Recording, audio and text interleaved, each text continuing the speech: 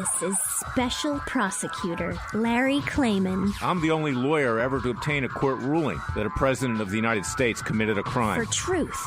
For competition. As a young lawyer, I helped break up AT&T. That's why you have all your cell phones today. For sovereignty. For the Republic. I'm the guy who at Judicial Watch, which I founded, uncovered the Chinagate scandal. Millions of dollars going to the Clinton campaign, corrupting our political system. For the privacy of citizens. And I'm the only guy to have enjoined the National Security Agency from mass surveillance on hundreds of millions of Americans. Tearing it up. I'm the son of meatpackers in Philadelphia, Pennsylvania. I know how to slice and dice. Bringing it back. We're going to take this country apart and put it back together again in the way envisioned by our founding fathers. It's not just talk. We're not just regurgitating news stories. Larry Klayman, special prosecutor, is making the news. And now, here's Larry. Welcome to this week's edition of Special Prosecutor with Larry Klayman. We have another hard-hitting show. Of course, we bring hard-hitting cases, investigations, citizens' grand juries. We are doing the heavy lifting of the People's Justice Department. As I've said many times, we have no Justice Department. That's my alma mater. I was once proud of it. I saw politics there. But in fact, it's grown much, much worse. And under Attorney General Jeff Sessions, and now we have Deputy Attorney Rod Rosenstein, who the president's leaving in power, regrettably. You have no Justice Department. And this is important that you have Freedom Watch. And we urge you to support Freedom Watch because we are standing in the stead for you. We are in the midst of a revolution, and Freedom Watch is leading the counter-revolution. This revolution was triggered by the left. I have an article that's up on our website at freedomwatchusa.org. Go there, contribute with tax-deductible contributions, sign up for Judicial Watch, for Freedom Watch's Justice League's Freudian slip, because I'm the founder of Judicial Watch, but regrettably, Judicial Watch just gets mainly documents these days. Freedom Watch is doing the heavy lifting under me, Larry Klayman. But I have an article up on WND.com today that's called The Left's Ugly Methods of Waging Revolution. And you can see in the aftermath of the Kavanaugh disgrace, the debacle, the criminal acts that occurred up there by, in fact, fomenting false information to the American people, U.S. senators, Democrats violating their oath of office, just basically trashing any sense of justice or due process for Judge Kavanaugh. You have a situation where things have even snowballed after that. This week, Miss Hillary, the wicked witch of the left, came out and advocated violence, talking about incivility, that you should not be civil when it comes to conservatives, libertarians, people of faith. And it's typical of the mainstream media, including Fox News, that they don't mention what we all know, that during the Clinton administration, over 80 people died. Some of them material witnesses in the 40-plus scandals that the Clintons had triggered and were investigated by Larry Klayman at Judicial Watch, by Ken Starr, independent counsel, by Congress. In fact, lists of dead people were left on the chairs of whistleblowers and other witnesses. A list of 80 dead people were left on the chair of Linda Tripp. We remember who she was. She's the one who exposed the Monica Lewinsky scandal, no pun intended. Those kinds of lists were left on the chairs of two White House employees in the Office of Administration who uncovered that the Clintons had been suppressing, obstructing justice with over 1 million emails that should have been produced to Larry Klayman at Judicial Watch. It should have been produced to Ken Starr. That should have been produced to Congress. They claimed a computer glitch. And of course, we've heard that recently with emails that I'm seeking between Robert Mueller and the media. Those emails have been ordered to be produced by November 2nd. It was pushed back because at the last minute, before they were to have been produced formally, which was September 4th, the Justice Department, which comes in, they're a bunch of lackeys of the deep state. They don't represent anyone who believes in justice. They represent themselves. Most of them are Democrats. They voted for Hillary Clinton. They came in with nonsense to Judge Emmett Sullivan, and I'm putting it diplomatically because we're on radio, that there was a computer glitch and they couldn't produce all of it. And those emails are going to show that Mueller is engaging in criminal grand jury leaks, and we're hopeful that'll be the end of him because he's still lurking out there. He's coming back with a vengeance. But let's get back to Hillary Clinton. She advocates violence. The Deputy Attorney General in the Clinton administration, Eric Holder, who was Attorney General under Barack Obama, he also advocated violence, kicking conservatives and others That's a way of trying to mobilize the troops. That's a way of inciting violence with Antifa, Black Lives Matter. That's giving a message to the coalition of groups, ultra-left-wing groups comprising radical feminists, which we've seen in force recently with regard to the Kavanaugh confirmation, radical Muslims, radical atheists, radical anarchists, radical pro-illegal immigrant groups, radical blacks, you name it. Holder is part black.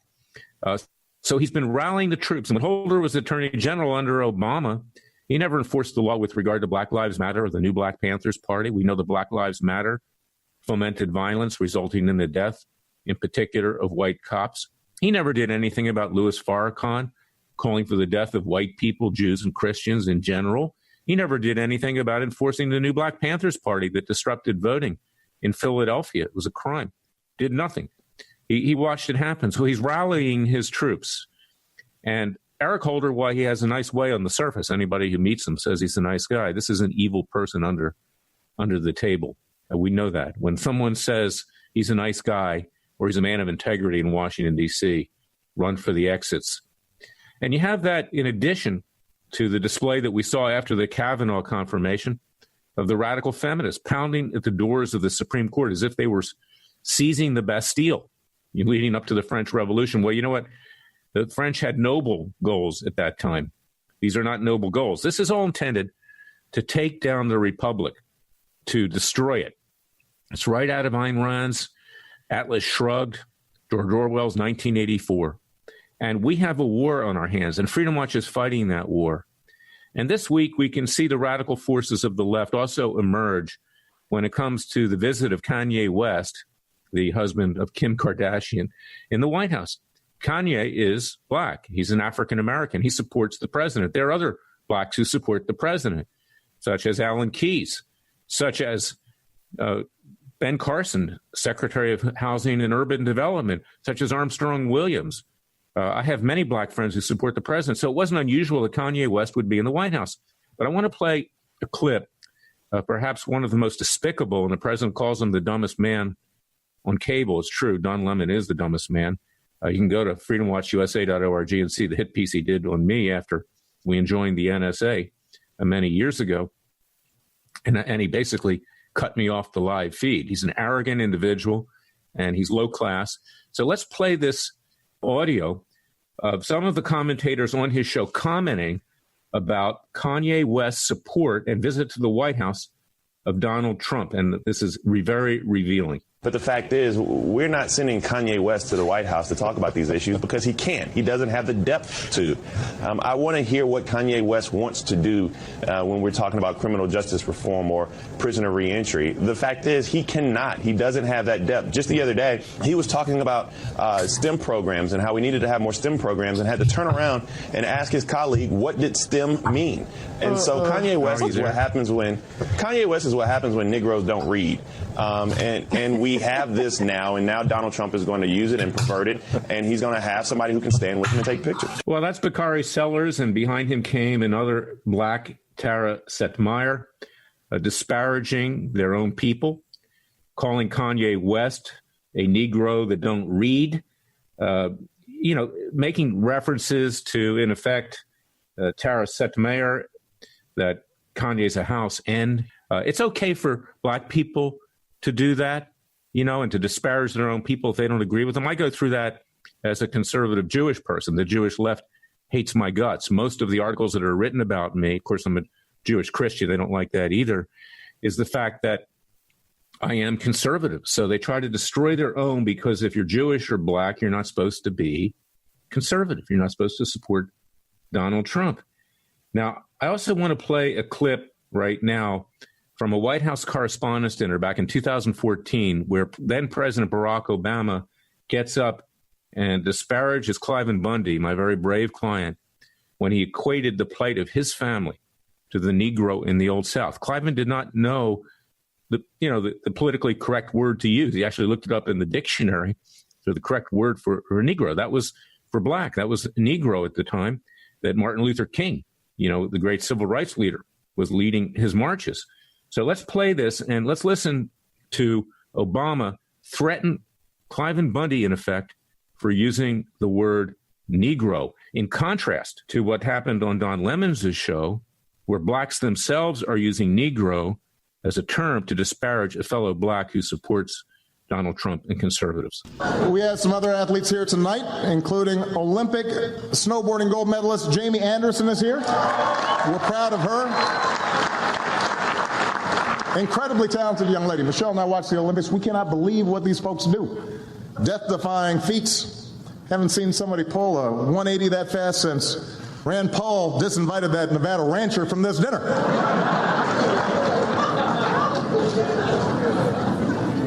As a general rule, things don't end well if the sentence starts, let me tell you something I know about the Negro.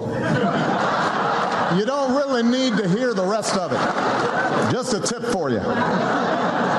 Don't start your sentence that way. When it comes to taking down Klayman Bundy, you've got Barack Obama, in effect, threatening Klayman, saying, let me give you a piece of advice. Things don't end well when you start off your sentence. Let me tell you about the Negro. And that's why Klayman, I believe, in large part, was indicted along with his sons, Ammon, Ryan, Mel, and Davy, and several others, scores of others, 2 years later, by Loretta Lynch, the black attorney general of Barack Obama. No coincidence that Eric Holder is black, because this is what the left is doing. They're using sex with regard to Kavanaugh and others, radical feminists. They're using violence, and they're using race as a way to try to take over this country. And that's what my column is about this week, the left's ugly methods of waging revolution. I urge you to read it. Go to freedomwatchusa.org. You can read it there, or you can find it at WND.com. And it comes out on Monday and many other publications. But this is what we're up against, and we're going to talk about it when I come back in the next segment.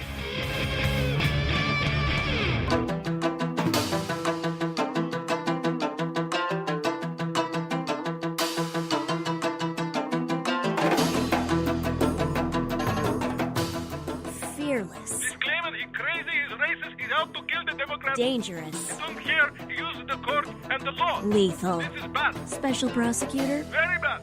Larry Klayman. If you'd like to support Freedom Watch and this radio show, go to freedomwatchusa.org. I want to play the rest of that clip by Barack Obama because it's quite ironic and telling. And in fact, I have cases that are ongoing right now against the intelligence agencies, but he's equating that with paranoia of conservatives and others like Bundy thinking that the federal government is out to get you. And in fact, the federal government, I got to tell you, men and women, is out to get you in large part. So let's hear what Obama has to say. And he's laughing at his own jokes, just like Lemon and company laughed at their own jokes. They think they're real smug. They're real smart. They're smarter than the rest of us. We're just deplorables, and they are superior leftists that are going to take the country over ultimately. Speaking of Rand Paul,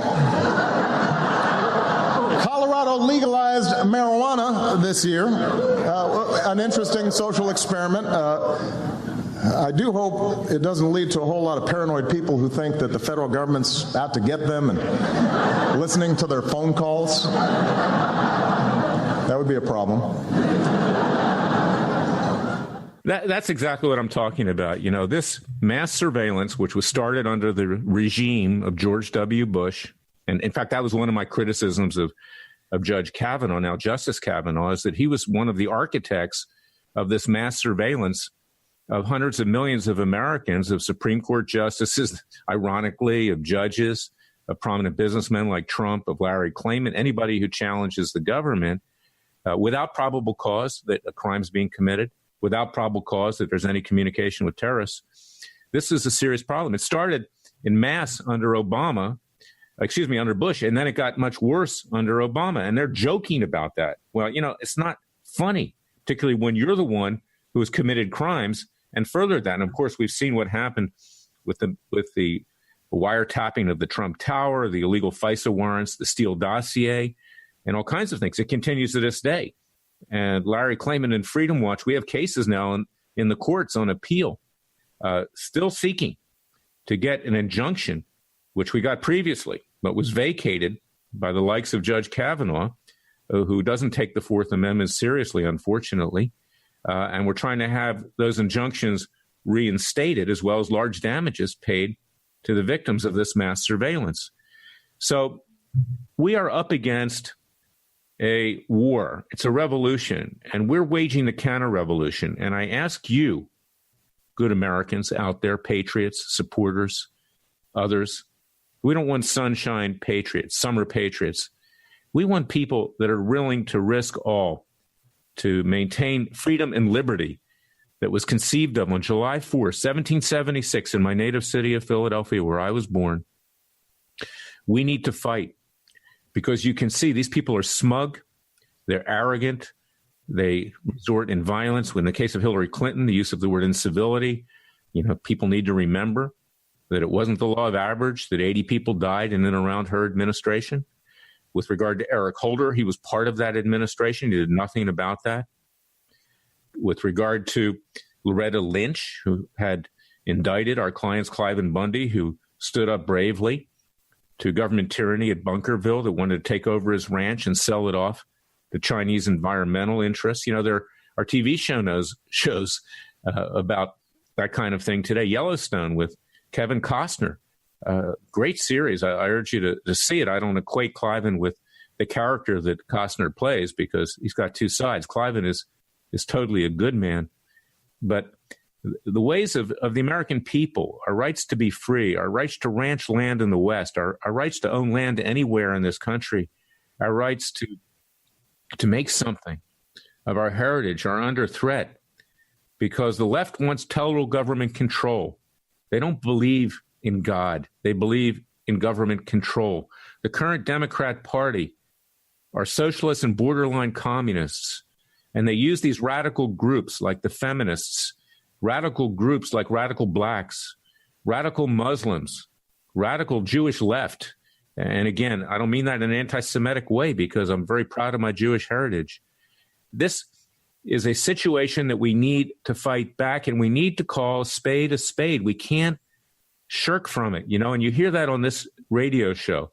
You don't hear it on Fox News. You can't say the things that I'm saying on Fox News, and Fox News performs a valuable function. But there are other networks that actually you can talk more freely, like Newsmax, like others. And our radio show, please share that with fellow patriots.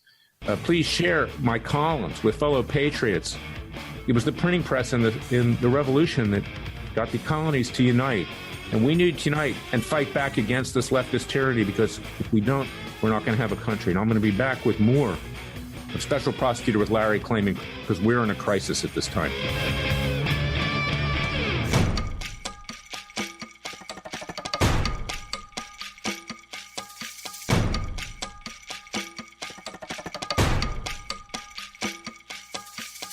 And now, 4 words that make corrupt politicians make wee-wee in their little pants. Transparency and the rule of law will be the touchstones of this presidency. But we have to pass the bill so that you can find out what is in it. Special Prosecutor Larry Klayman. Be the one who makes our country great again. Go to freedomwatchusa.org and donate.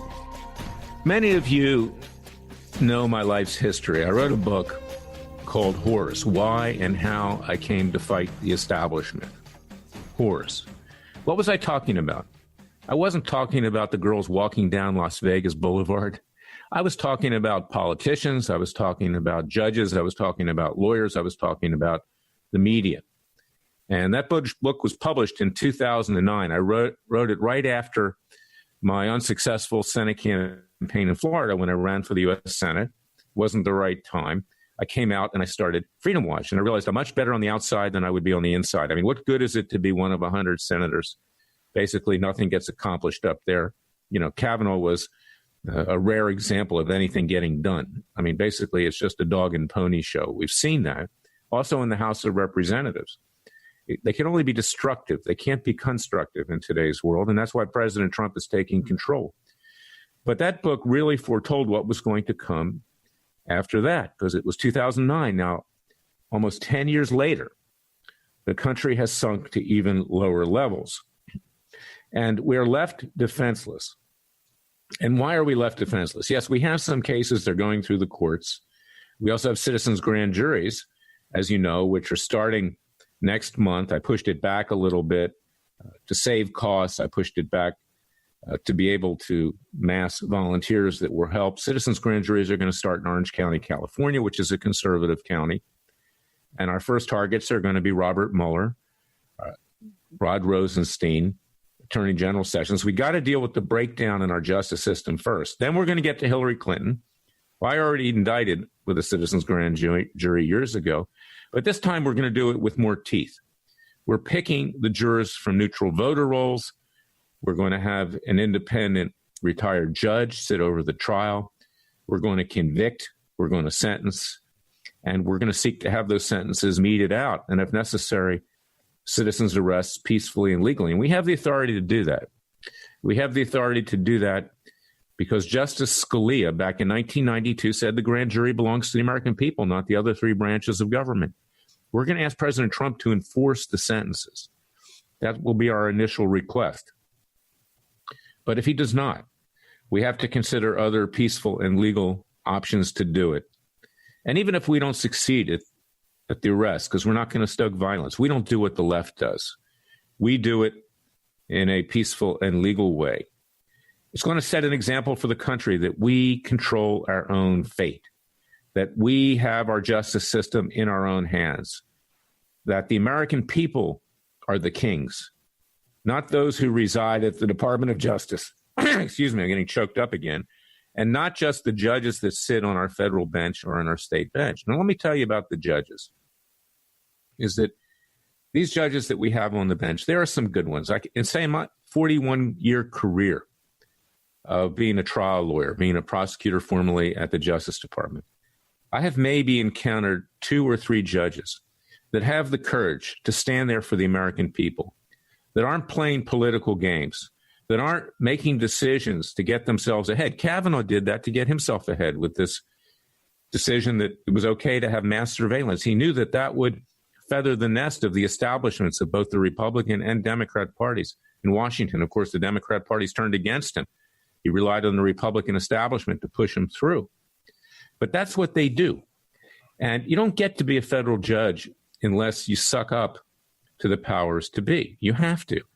The way the system is set up, because it relies on recommendations by the U.S. senators in the various states and then the nomination of the president of the United States. It often hinges on your law firm that you came from or your public interest group or your union making large contributions, sometimes legally, other times illegally, regrettably, to the politicians. You line the pockets of the politicians and then you get chosen. Occasionally someone on the merits is chosen, or someone is chosen that way who turns out to be a great hero, like Judge Royce Lamberth of the U.S. District Court for the District of Columbia, who made so many good decisions on my behalf when I ran Judicial Watch, or a judge like Stanley Sporkin, now retired, who has a lot of integrity, or Judge Emmett Sullivan, who ironically was a Bush appointee at the Superior Court in the District of Columbia, but then was chosen by Clinton. He's the only Democrat appointee I know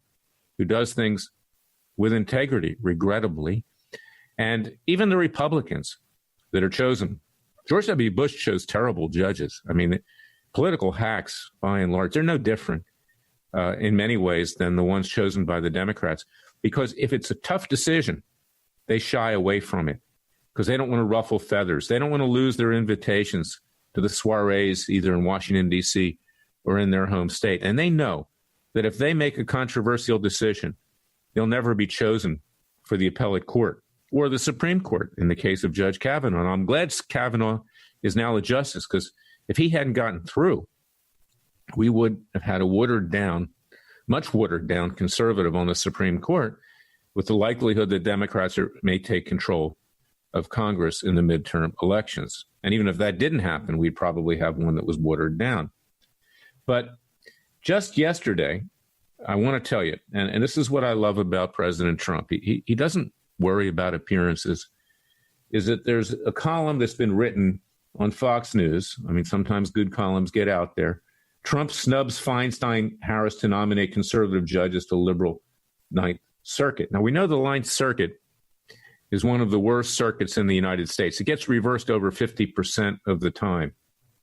And the judges that sit on that circuit, by and large, are highly politicized. Now, there are some good judges, even some liberal ones on that circuit. Judge Ronald Gould, who's a true liberal, is an honest man. He's a good man. But most of them that sit up there are not, and they play politics, and they're ultra-leftists. There's the ones who enjoined a lot of President Trump's so-called travel ban executive orders. Of course, they weren't travel bans. They were just trying to get better vetting of Muslims and others coming into this country. But Trump snubbed Feinstein and Harris to nominate judges that didn't get their approval. And he doesn't need to have their approval, but that's the protocol in the history because it comes up through the political system, how these judges are chosen. Now, that's why I have proposed, and when I ran for the U.S. Senate in Florida, my opponents sometimes joked, but it wasn't any joking matter, that we need to select judges who are non-political. We need to come up with a system to do it.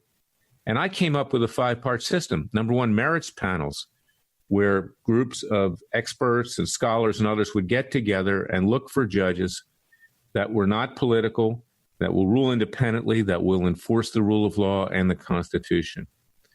I also came up with a concept that we should have judges psychologically tested before they're even nominated to be judges, because a lot of the judges that I've encountered in my 41 career, frankly, are mentally unhinged. And when they get up on the bench, the power that they have, judges, federal judges in particular, are the most powerful people in government because they can control your life. They can send you to the slammer for 100 years. They can put you in prison until they do what you want, with contempt powers. They can do all kinds of things. And a lot of them are just simply crazy. And I came upon 2 of them. Judge William D. Keller of the Central District of Los Angeles and Judge Denny Chin of the Southern District of New York, who basically are unhinged lunatics on the bench. And that's what triggered my starting Judicial Watch and then continuing with that in and around 1994. We need judges who are psychologically balanced. Before you become a judge, this was my 3rd proposal, is that you should go to a school to learn how to be a judge. Take an extra year after law school, get an LLM, that's a master's degree. We do that for tax lawyers, so they have the expertise, and foreign policy lawyers sometimes. But judges need to be trained in proper demeanor, how to be a judge, how to analyze a problem. Right now, they're put on the bench, and all of a sudden, it's decided that they can make just decisions and analytically that they can do the job. But lawyers are a lot like Dr. Strangelove. If they are a prosecutor, they see things for the prosecution. If they were a defense lawyer, they see things for the defense. If they were a government lawyer, they scratch the backs of government. If they were a former in-house union lawyer, they scratch the backs of the unions. And they don't know how to separate themselves from their past. And every time I've asked a judge recently to get off a case because they're too close to the case because of their past, they refuse. They actually violate the law. Under 28 U.S.C. 144, when you file an affidavit saying that the judge is biased and prejudiced, you're entitled to get another judge. But judges have never enforced that. On a one-time basis, you can do that. California actually has a system where the first judge that's so-called randomly chosen, you can actually strike him like you strike jurors. Well, we need neutral judges. And that's why everybody comes from a certain walk of life. They need to be trained to be judges. And then, because judges make decisions, frequently shoot from the hip, the 4th part of my proposal was get judges insurance. That'll be part of their package of being a judge. And if they make a grossly negligent or intentionally wrong decision, don't force a litigant, a party, most of whom don't have the riches of big corporations and labor unions, to take an appeal. It's very expensive. Anytime you're in the legal system, it's expensive. Even a banana peel personal injury case can cost a couple $100,000 to prosecute. Have these decided by arbitrators, neutral arbitrators, to compensate the victims. And last but not least, make sure that judges do not have life tenure. Right now, the Founding Fathers gave them life tenure, which means that they think they're above the law. The Founding Fathers said they could be removed for bad behavior, but that's never, ever happened in recent history.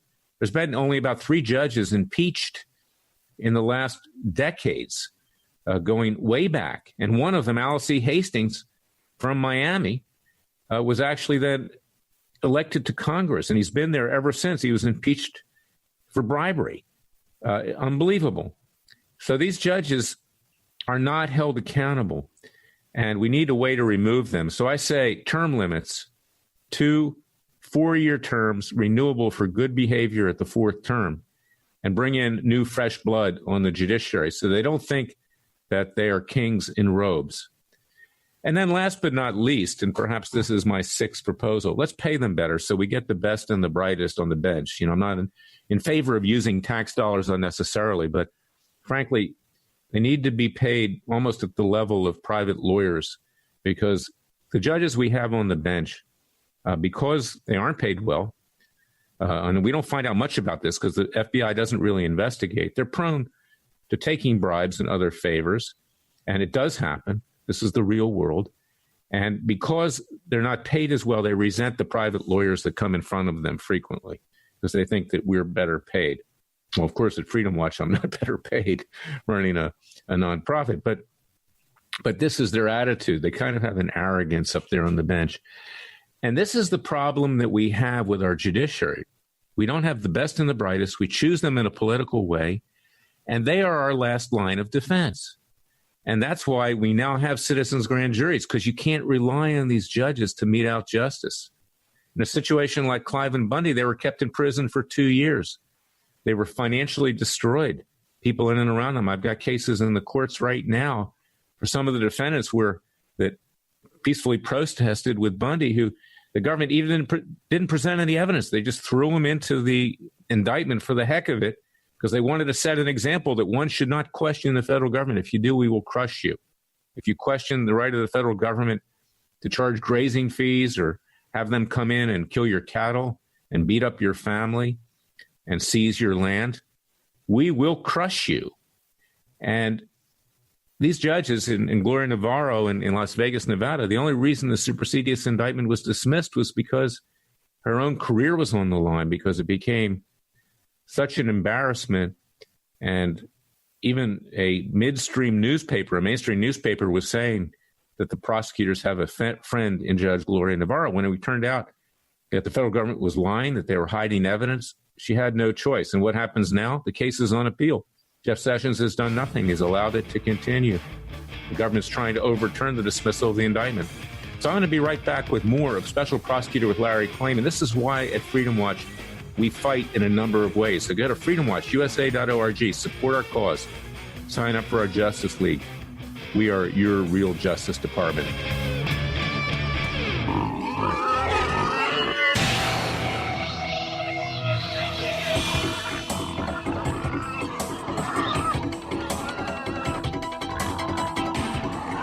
Before he was a trial lawyer, he sliced him and diced him. People used to ask me, Larry, what caused you to start Judicial Watch and now Freedom Watch, given the powerful forces in this country that put you at risk? In a meat packing plant. I'm the son of meat packers in Philadelphia, Pennsylvania. I know how to slice and dice. A very special prosecutor, Larry Klayman. If you'd like to support Freedom Watch and this radio show, go to freedomwatchusa.org. Now, this is the verdict segment of Special Prosecutor with Larry Klayman. It's where I wrap up the day's shows. I want you all to go to our website at freedomwatchusa.org. My new book, which is called Essays of a Mad Man. It's all of the columns that I wrote from the very beginning when I began to run Judicial Watch. Over 600 columns, and I'm still writing them, and I'm updating this book as we speak. If you give a contribution of $150 or more, which is tax deductible, we'll send you the book free of charge. Because it tells you the decline in this country. It tells you how we have to fight the establishments of both political parties. It gives you a running account of what's been going on in this country. And it needs to be said.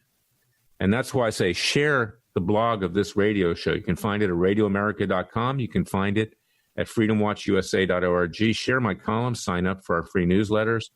Donate to our cause. We need to ramp up. We need to get bigger.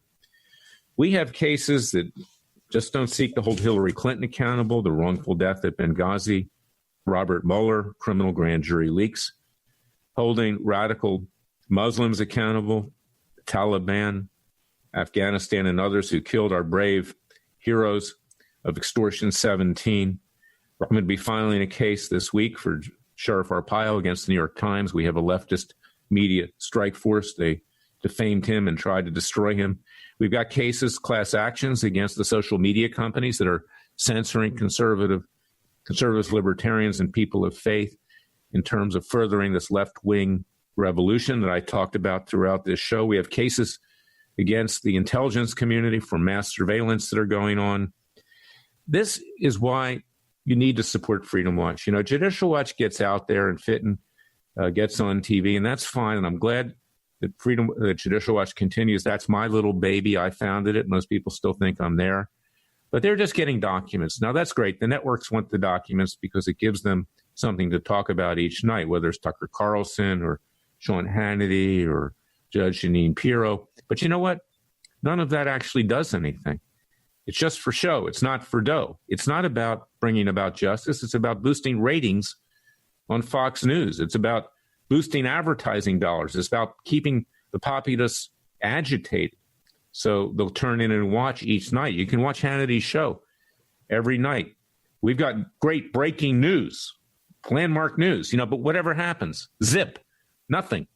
So that's why I'm in the courts. That's why I'm writing. That's why we have citizens' grand juries, which are taking the legal system back to the American people, because our country is sinking away. We don't have to resort to violence. We don't want to get back to what our founding fathers had to do. They broke the law to enforce the law. They defied the edicts of King George III because they became too tyrannical for the colonies to accept, whether it was taxes or whether it was seizing the arms. That's where the Second Amendment comes from, whether it was banning militias. That's why we have a Second Amendment, a right to bear arms. That's why we actually can have militias. Militias are not a dirty word. They're not. The American people can band together peacefully and legally, protect themselves, to fight against the tyranny of federal and state governments. And we are trying to do that at Freedom Watch.